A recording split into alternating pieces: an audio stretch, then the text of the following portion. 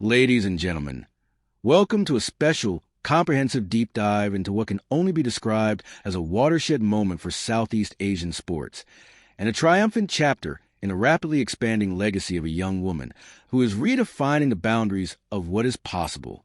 We are talking about the Red Clay of Rome. We are talking about the Internazionale BNL d'Italia, one of the most prestigious, historic, and grueling tournaments on the global tennis calendar.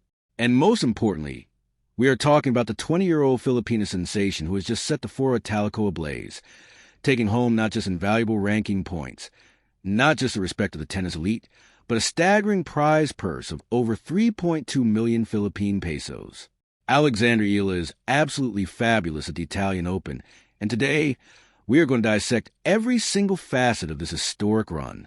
Imagine, if you will, the atmosphere of Rome in May, the scent of pine trees, the statues surrounding the sunken courts, the passionate, roaring Italian crowds who know their tennis and demand nothing short of absolute gladiatorial combat from players.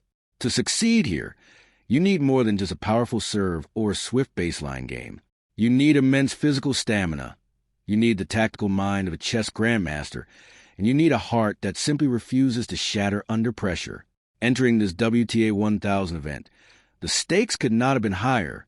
Alex Eala arrived in the Eternal City ranked world number 42, carrying not just her own ambitions, but the collective hopes of over 100 million Filipinos back home. She was not just participating. She arrived as a legitimate threat, a seeded caliber player whose left-handed baseline aggression has become a nightmare for her opponents on the tour. When the news broke that Alex Eala had secured 46,080 euros, which translates to a monumental 3.2 million pesos, the headlines back in Manila naturally gravitated toward the staggering financial reward, and rightfully so. In the brutally competitive world of professional tennis, a sport where athletes function as independent contractors footing the bill for their own travel, coaching, physiotherapy, and accommodations, a payday of this magnitude is a massive injection of resources. It is the fuel that keeps the engine running. But to reduce this achievement merely to a paycheck would be a profound disservice to the sheer athletic brilliance we witnessed on the court. This money was not handed to her. It was extracted, point by point, game by game, from some of the most formidable women in the world. It was earned through sweat, through tactical adjustments, through double faults overcome, and through winners struck with pinpoint accuracy down the line. This intro serves as our foundation today, a hook into a story that is so much bigger than a single tournament. Alex Eala's campaign in Rome is a culmination of years of sacrifice, of leaving home at the tender age of 13, of enduring the grueling, isolated life of a student athlete in a foreign land. It is a result of thousands of hours on the practice courts of Mallorca, under blistering Spanish sun, honing a craft that has now catapulted her into the upper echelon of the sport. Over the next hour, we are going to break down her matches in Rome with forensic precision. We will analyze her opening round roller coaster against Poland's Magdalena Freck. We will look at her clinical dismantling of China's Wang Xinyu in the second round. We will unpack the 92-minute masterclass against the world number 2, Elena Rybakina. And beyond the current tournament, we will trace the origins of this phenomenon from the shell courts of Pasig City to the pristine hard courts of the Rafa Nadal Academy, exploring the family that built her, the coaches who refined her, and the indomitable spirit that drives her. So, settle in, because the story of Alex Eala's Roman conquest is a masterclass in resilience, and it deserves our undivided attention. To truly appreciate the magnitude of what Alex Eala achieved at the Internazionale BNL d'Italia, we must first understand the unique beast that is clay court tennis, specifically the red dirt of Rome.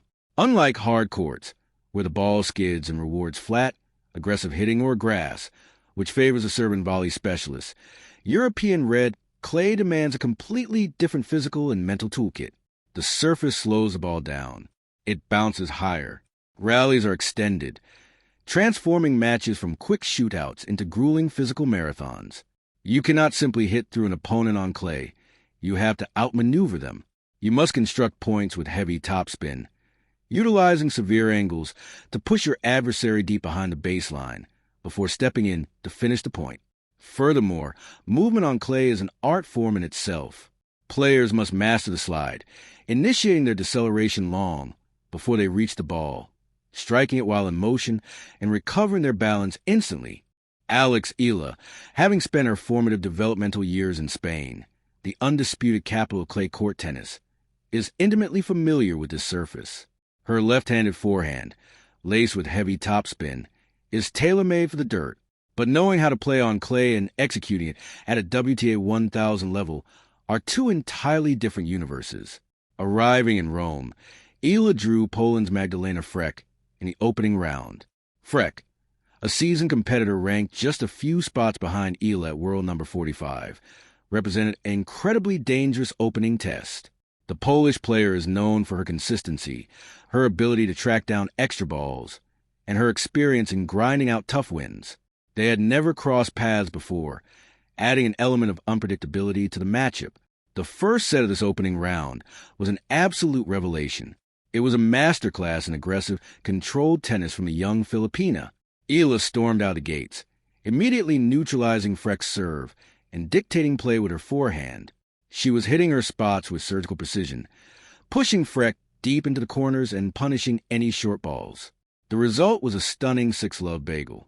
In professional tennis, blanking an opponent in the first set of a major tournament sends a shock wave through the locker room. It was a statement of intent. However, tennis is a game of momentum shifts, and a player of Frech's caliber was never going to surrender without a fight. In the second set, the veteran Polish player adjusted her tactics. She began to loop the ball higher, changing the pace and rhythm of the rallies, forcing Eala to generate her own pace on balls outside her strike zone. The adjustment worked. Eala's unforced error count began to creep up, and Frech capitalized, breaking the Filipina's serve and taking the second set 6-3. Suddenly, what looked like a routine blowout had transformed into a tense, high-stakes deciding set. This is where the mental fortitude of a player is truly tested. In the third set, it becomes less about stroke mechanics and more about heart, lungs, and courage. The final set was a battle of attrition. Eala struggled with her serve, committing a handful of double faults at crucial moments. But where her serve faltered, her return game compensated brilliantly. She put immense pressure on Frech's service games, creating a staggering 12 breakpoint opportunities throughout the match. Eala managed to convert 6 of those chances, showcasing her ability to step up when the margins were razor-thin. It was a gritty, imperfect, but ultimately victorious effort. Eala closed out the third set 6-4, surviving the Polish test and securing her place in the second round, guaranteeing herself at least 1.8 million pesos in the process. The victory over Frech set the stage for a second-round clash against China's Wang Xinyu, the world number 33. Wang represents a different style of play entirely. Taller, with flatter, more penetrating ground strokes, the Chinese player likes to hug the baseline and take the ball early, rushing her opponents and depriving them of time. Against Wang, Eala's defensive skills and counterpunching abilities were called to the forefront. The Filipina needed to use her heavy topspin to keep Wang from stepping inside the court. What unfolded was a highly tactical affair. Eala, showing maturity well beyond her 20 years, executed her game plan flawlessly. She recognized that engaging in flat baseline exchanges with Wang was a losing proposition. Instead, she varied the height and depth of her shots, frequently targeting Wang's backhand and looking for opportunities to unleash her own weapon, the left-handed cross-court forehand. The first set saw Eala secure a crucial break of serve late in the set, holding her nerve to take it 6-4. In the second set, Eala's confidence visibly soared. Her movement was crisper, her shot selection impeccable. She broke Wang early and maintained the advantage, closing out the match 6-3. This victory was a milestone, defeating a higher-ranked opponent, a world number 33, in straight sets on the clay of Rome signaled to the world that Alexandra Eala was not just a promising young talent. She had arrived. She was a legitimate force on the WTA Tour. The win against Wang propelled her into the third round, unlocking the massive 3.2 million peso payday, and setting up a showdown that every tennis fan circles on their calendar, a clash with tennis royalty. Waiting for her in the third round was none other than the world number 2, the defending Italian Open champion and a 2-time Grand Slam winner, Elena Rybakina of Kazakhstan. If Wang Xinyu hits the ball flat, Elena Rybakina hits it with the force of a freight train. Standing 6 feet tall, Rybakina possesses one of the most fearsome serves in the history of the women's game, an effortless, fluid motion that routinely produces aces in the double digits. Backing up that serve is a baseline game of immense power and precision. Rybakina doesn't just beat opponents. She overwhelms them. She strips the racket out of their hands.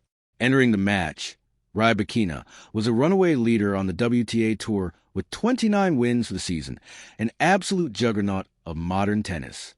For Alexandra Eala, this match was the ultimate measuring stick. It was a chance to see exactly how her game held up against the absolute pinnacle of the sport. Stepping onto the main stadium court at the Foro Italico, the atmosphere was electric. The crowd knew they were watching a David versus Goliath narrative, the rising star from the Philippines against the established Kazakh titan. The match, which lasted 92 intense minutes, was a fascinating study in contrasting styles. Eala, completely undaunted by the occasion or the pedigree of her opponent, stood her ground firmly in the early stages of the first set. She managed to handle the sheer pace of Rybakina's ground strokes, using her exceptional footwork to track down balls that would be clean winners against lesser opponents. At 2-3 down in the first set, Eala was right there, exchanging blow for blow. However, the margins at the very top of the sport are incredibly slim. Rybakina, relying on her vast experience and raw firepower, found an extra gear. She broke Eala's serve twice, closing out the first set 6-4.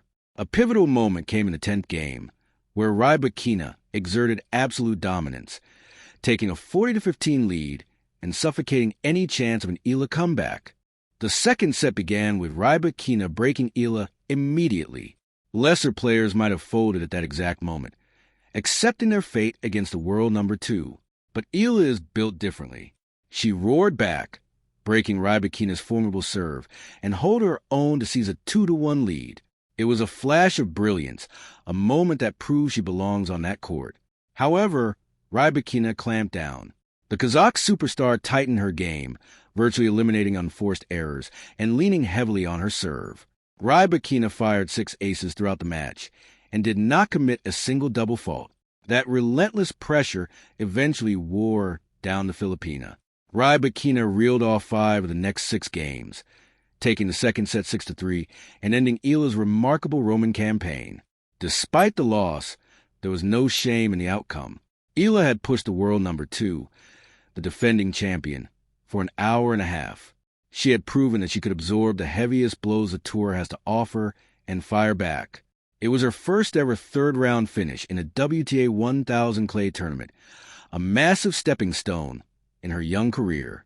And of course, there's the not-so-small matter of the 46,000 euros. Let us pause for a moment to truly contextualize this financial achievement. 3.2 million pesos is a life-changing amount of money for most people.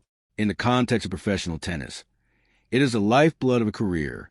The public often sees the glamour of center courts, the sparkling trophies, and the endorsement deals of the top 5 players. What they do not see is the grueling reality for players ranked outside the top 20. The travel costs alone are astronomical. Flights to Europe, to the Americas, to Asia. Hotel rooms for the player, their coach, their physiotherapist. The salaries for that coaching team. The cost of racket stringing, equipment, nutrition, and medical care. Professional tennis is essentially running a small, highly mobile corporation where the only product is the athlete's body and performance. For years, the Eala family, heavily supported by the Globe Telecom infrastructure and private sponsors, shouldered the immense financial burden of keeping a prodigy on the path to greatness. To reach a point where the tournament prize money begins to significantly offset those costs, where the athlete becomes self-sustaining and immensely profitable, is a massive milestone. This 3.2 million peso payday from Rome is not just a reward for a good week of work. It is an investment in her future. It ensures that she can continue to employ elite coaches like Joan Bosch. It ensures that she can travel with a dedicated physio to prevent injuries. It ensures that she has the absolute best resources available as she prepares for the grueling summer schedule, culminating in the French Open. It is the financial armor required to do battle at the elite level.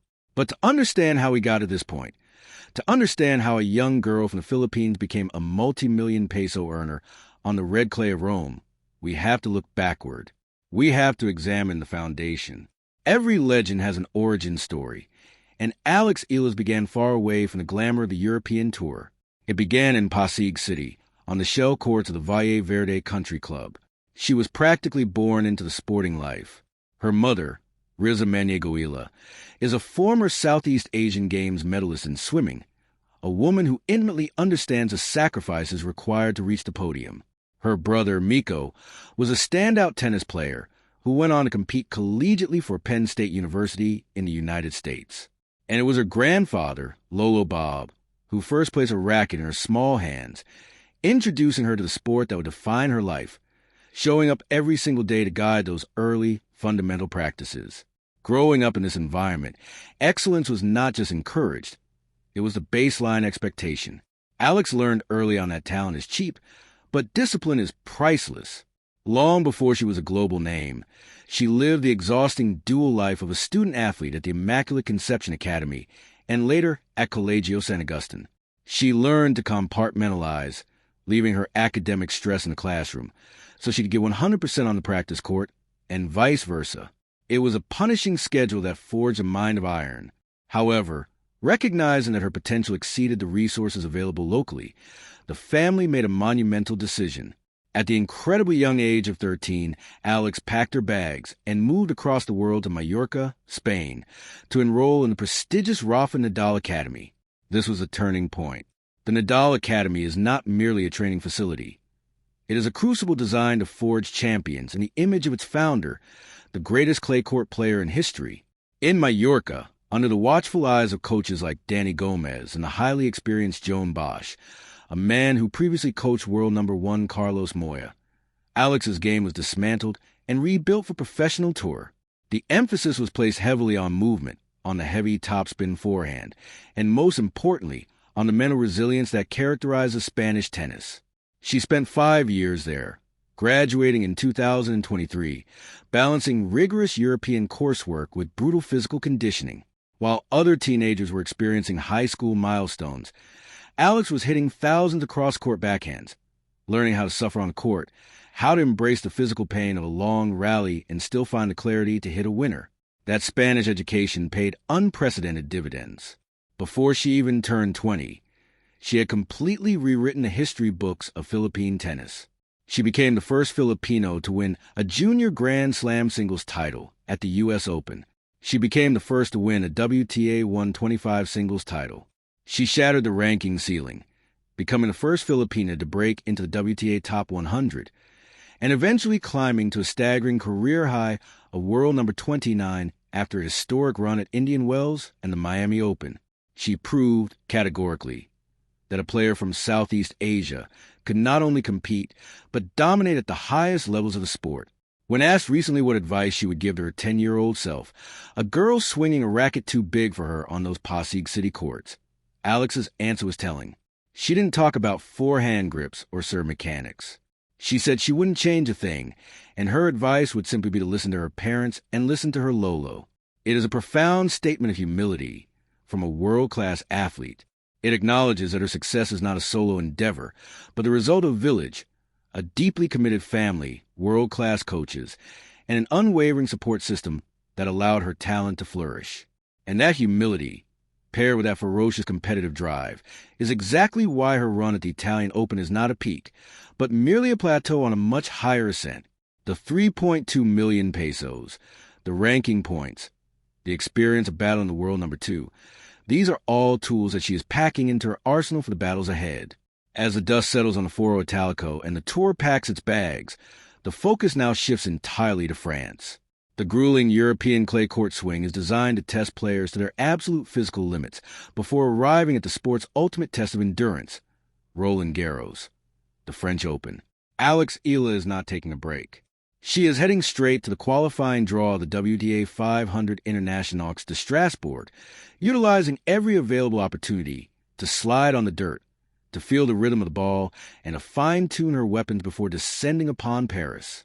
What we are witnessing right now is the maturation of a superstar. We are seeing a player transition from the promising youngster category into the established elite category. Every match she plays, Every set she wins, and yes, every grueling defeat she suffers against the likes of Elena Rybakina adds a layer of callous experience to her game. She is learning the dark arts of professional tennis. How to win ugly when your serve isn't working. How to manage the clock. How to intimidate an opponent simply by your presence on the baseline. For the Philippines, Alex Eala has become more than just an athlete. She is a cultural ambassador, a beacon of global excellence.